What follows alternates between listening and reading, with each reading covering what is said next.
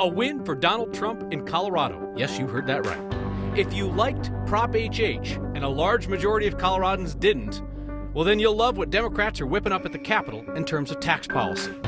The state Supreme Court considers a case that could impact school safety across Colorado.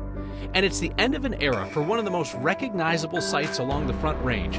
But this is a Friday on Next, so you know we won't let it be a downer. Well, the good news is that, I feel comfortable that we found someone to finally carry on the tradition. A star turn tonight on Next.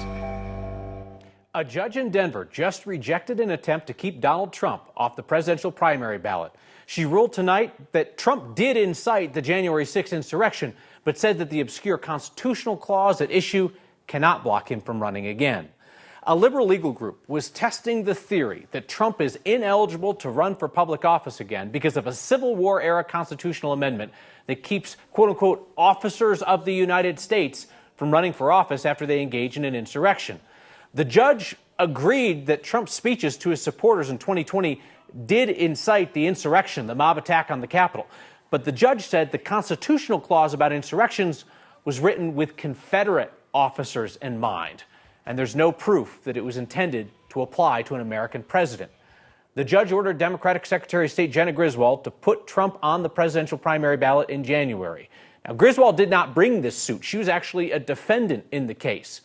She told us this evening that the decision raises concerns in her mind about who can be held responsible for spreading election rigging lies.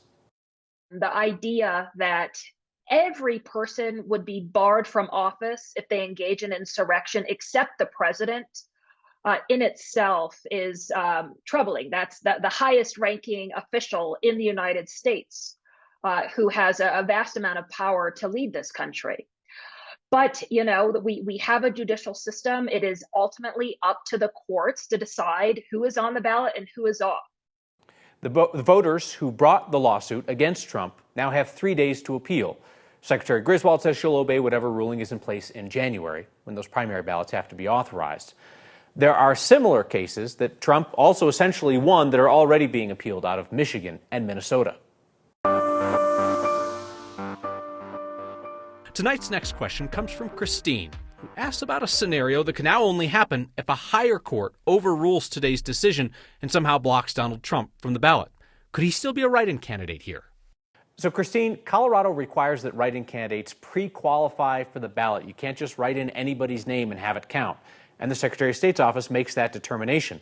They tell us that write-in candidates have to meet all the same basic qualifications that major party candidates do. So, if it were to happen that a higher court overrules the judge in Denver and determines that Trump is ineligible to appear on our ballot, well, then write-in votes for him would not count either. It's a good question. The special legislative session is underway right now. By the end of the weekend, we should know how much of Prop HH is going to be passed by the legislature, despite voters overwhelmingly rejecting it on Election Day by almost 19 points. Politics guy Marshall Zellinger sat in on the committee meetings where Prop HH Light is being crafted. The Gold Dome is usually quiet this time of year. We do thank the committee for its time and consideration as this bill moves forward. Following the overwhelming rejection of Prop HH, committee rooms, normally dark before Thanksgiving, were filled with testimony and debate on bills that bring back to life some of Prop HH. Some of those bills were published for all to see before today. Others were not even seen by some lawmakers until today. We're neutral on the bill. We're neutral kind of on all these bills because we haven't had an opportunity to kind of take all of these bills, draft some of them I haven't even seen yet. Ann Terry is from the Special Districts Association, which represents 2,600 special taxing districts. Under the main bill that would minimize property tax increases for homeowners, school districts and fire districts would receive money from the state that would make up for any reduced property tax payments. Other districts would be eligible to share up to $65 million, with other math determining how much, if any. All of our districts need it. Water districts need water to help the fire districts fight the fires. So I would advocate for backfill. My ask is backfill for all of them, 100%, please. As we reported last week, if your property tax increase is minimized, you're still paying more, and local districts are still getting more. So why do they need backfill? Democratic Larimer County Commissioner Kristen Stevens explains why even local governments, like her county, should get backfilled and be able to decide how much of a budget increase they actually get. Our inflationary costs are again much higher, and we're doing a lot of capital projects and road repair, and it's not the same as eggs costing more money. That bill has moved forward, as has another bill to alter how Tabor refunds are issued next year. Another part of Prop HH would have provided equal Tabor refunds to everyone. Well, even though Prop HH failed, lawmakers are moving forward a bill to provide equal Tabor refunds to everyone, which means more money for the 62% of tax filers who make less than $104,000 and less refund money if you make more. You need at least 3 days to pass a bill at the Capitol. The bill can go through committees today and be debated on and voted on by the entire Senate, for example, but then it stops because the Senate needs to vote on it a final time before it goes to the House, and the 2 Senate votes can't happen on the same day. So minimum 3 days to pass any bill anytime in Colorado. Republicans gathered on the Capitol steps to talk about what they would like to see done, and 2 things occurred to me. Holy cow, there's not that many of them. It's a tiny minority. And what really can they do? Well, they sponsored some bills and they quickly were killed. They can delay and ask a lot of questions in the committee. They can delay and debate a lot on the Senate and the House floor, though I have a feeling there will be time limits to get to get the state done in by Sunday or Monday. I don't think they want to go into Monday. I think they want to finish. Hey, it takes minimum 3 days. We don't need to go longer than 3 days. And it seems like the majority knows the legislation that they want passed, since it's a quick fix for just 2023. Can't do what Prop HH was trying to do, but a lot of the common themes are in there. Right, you can't do the long-term stuff. And they'll try that next year, and there'll be a couple ballot issues that probably talk about that next year. It's going to be a lot of what we talk about next year. All right, keep you busy. Marshall, thank you. When a Denver public school security guard searched a student on a safety plan in 2019 and found a loaded handgun, they arrested that high schooler. His lawyer says the search was unconstitutional. Now it's made it to the state Supreme Court. Here's Cole Sullivan on what this upcoming decision might mean for school safety. When a student shot 2 administrators searching him at Denver's East High School in March, it was the first time most of us had heard of a safety plan. DPS had used them for years. It's part of what we have in terms of making sure that we can support the needs and behavioral needs of students. In 2019, DPS security officers searching a high school student found a loaded handgun in his backpack. Everybody agrees that keeping guns out of schools is among the most compelling of government interests imaginable. But 4 years later, lawyers are still arguing here at the Colorado State Supreme Court whether that search under a safety plan violated the student's Fourth Amendment right. That's the one against unreasonable search and seizure. There is absolutely nothing in the record about what anybody told him. The kid's public defender says he did not know he was under a safety plan, and he needed to know for the search to be legal. The state agrees with the second part. I think a juvenile who is going to be subject to a safety plan has to be on notice that there is a safety plan in place. But she says he should have known because it was the same safety plan the previous school year. There's no expiration. And the state Supreme Court seemed inclined to agree. This doesn't feel like gotcha because he'd been subject to this protocol the year before. However the court decides, it will define how clear schools must be ahead of time for their searches to be constitutional, impacting rules of safety plans for students deemed so dangerous, schools must search them daily before class. The court is not expected to rule for several months. One of the reasons why the notice for these safety plan searches it must be clear is because they're supposed to act as a deterrent almost more than anything else. The logic being if a student knows they're going to be searched, they're less likely, Kyle, to say bring a gun to school with them. So if the court does something that impacts these student safety plans, is that going to tie the hands of the people doing this work in schools? It could tie the hands of the work of the people doing this in schools, mostly just that they have to give more clear notice and make sure that the students know that they have this safety plan and that they will be searched, again, to serve as that kind of deterrent. And they have other options if they need to search kids. Absolutely. The 2 main options constitutionally these lawyers laid out. One, if they have reasonable suspicion the student is doing something illegal or wrong or dangerous. The other, if they search a large group of students, that also is aimed to serve as a deterrent more than anything else. Cole Sullivan, thank you.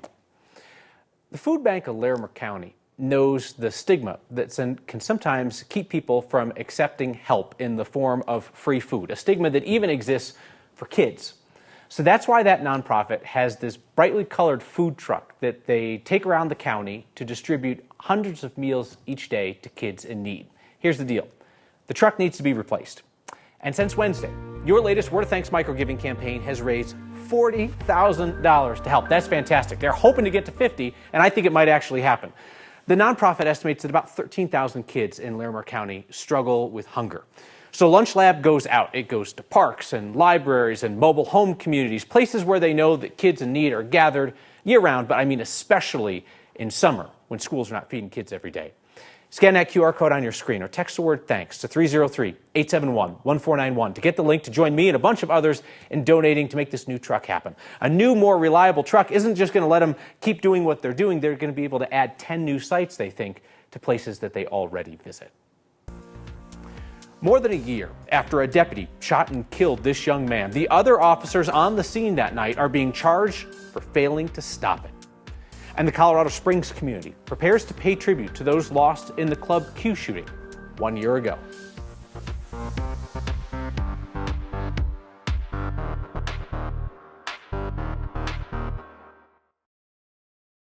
Sunday marks 1 year since the mass shooting at a treasured spot for the LGBTQ community in Colorado Springs. This weekend, folks will gather to remember the 5 people killed at Club Q. Sunday at noon, there will be a remembrance ceremony outside of Club Q, hosted by the family of one of the victims, Daniel Aston. He was a bartender and an entertainer at Club Q. His family says he loved to make people laugh. Kelly Loving's friends say she was a mother figure for many in the trans community. Derek Rump was a bartender. He was a hero in his final moments. He got others to cover as he went to warn people. Ashley Paul was a mother through and through. She worked for a nonprofit that helped to find homes for foster children. And Raymond Green Vance was at Club Q celebrating a birthday. His family says that he was kind and selfless. There were 25 other people injured during that shooting. The community is still recovering. Club is closed. Owners want to turn it into a memorial. They're opening another location. The day after a former Clear Creek deputy pleaded guilty to failing to intervene in the shooting death of Christian Glass, prosecutors are filing similar charges against the other 6 officers on scene. Glass called police for help when his car got stuck in Silver Plume in 2022. He was having a mental health crisis. Deputies broke his car window and shot him. Andrew Bune, the Clear Creek deputy who shot and killed Glass, is awaiting trial on charges including second-degree murder. Sergeant Kyle Gould on the left gave the order to break into Glass's SUV. He was off scene watching it on video. He pleaded guilty yesterday for failing to intervene. Today, half dozen more officers from a variety of departments, all on scene, were charged with failure to intervene as well. The Colorado State Patrol and the Idaho Springs Police immediately defended their officers today, said that they didn't break any policies that night. Glass's parents have long argued that all of the officers on scene were complicit in what happened.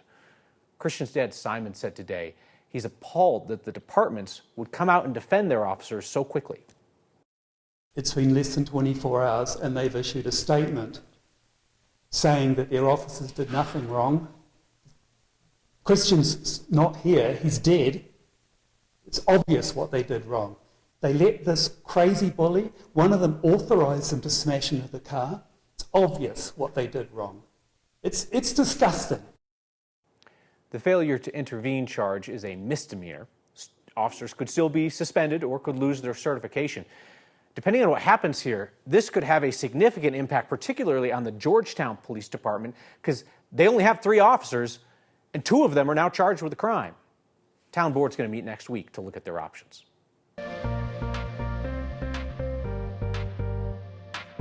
All right, well, we saw a sunny, mild afternoon today. Highs reaching 65 degrees today at DIA. Now we've cooled down, still seeing those clear skies, but we're at 47 degrees with winds coming in from the east at just 7 miles per hour. Our HD Doppler radar not going to show too much over Colorado. We're in the middle of a nice dry spell, so we will continue to see clear skies tonight and sunny skies into the day tomorrow. But overnight, those lows dropping into the middle 30s. Pretty mild for this time of year. We're also going to see calm winds. You're making those Saturday plans. We're going to get lots of sunshine. Those temperatures in the low 60s, still above average for this time of year, but slightly cooler than what we saw today. And off to the west, we're going to see a bit of changes across the western slope and high country as we watch for scattered rain and snow showers. The high country may be expecting trace amounts to maybe 3 inches of snow while we stay dry here across the Front Range and Eastern Plains. While we're staying dry, we will continue to see mild temperatures tomorrow. You can see the Front Range and Eastern Plains mostly in the lower to middle 60s, even some 70s possible to the southeast. The high country will see highs in the 40s and 50s, and then we will see those highs in the upper 50s out west across the western slope. So the next few days will continue to be mild, but Sunday is when we're going to see change move in. The afternoon and evening hours, we're going to see some rain showers, and overnight those rain showers change into a rain-snow mix. We wake up early Monday to some lingering rain and snow showers. Even once those move out midday, cooler temperatures stick around with highs in the middle 40s. Tuesday and Wednesday, the sunshine returns. Seasonal temperatures right where we should be this time of year. And as you're making those Thanksgiving plans, temperatures will drop into the 40s. We're going to watch for light snow chances on Thursday, larger snow chances for Friday. A sign of hope on the Front Range for nearly a century now. The longtime keepers of the star are saying goodbye. The tradition will continue next.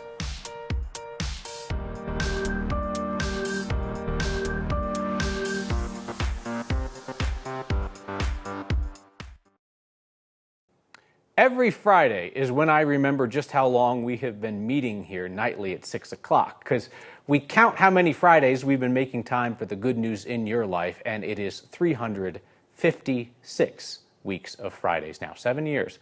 The Castle Rock Star, you know it, it's been around for many, many more years. And despite a change in the Star Keepers this year, it'll be around for many, many more. I'd say it's a gift from God, honestly. You look down on the town and the way that looks. It is beautiful up there. We have such a wonderful town. We're blessed to be here. I've never seen it from down here. My name is Jay Allen, and I'm a keeper of the star. My good news is the holidays are here, and to me what the holidays mean is having faith, having hope, and we look forward to seeing you down at the star lighting. My name is Tammy Denhard.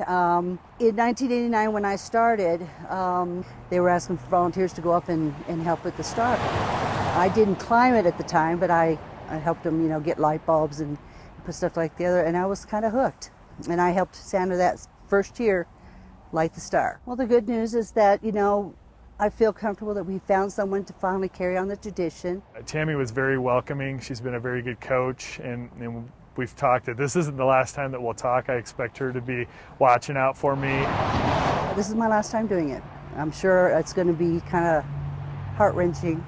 I'm honored and I'm blessed. I'm a part of a tradition, and so when I was given the opportunity to do that, and they welcomed me in on it, it was pretty special. To me, I think it marks the beginning of the holiday season, and it's a big deal when it gets lit. Everyone's just in a really festive mood despite whatever else is going on in their lives. This is a really bright spot in their life. It feels good. I can leave it in good hands. It is a true constant. The town will officially light the star tomorrow. It'll stay lit every night through January 30th.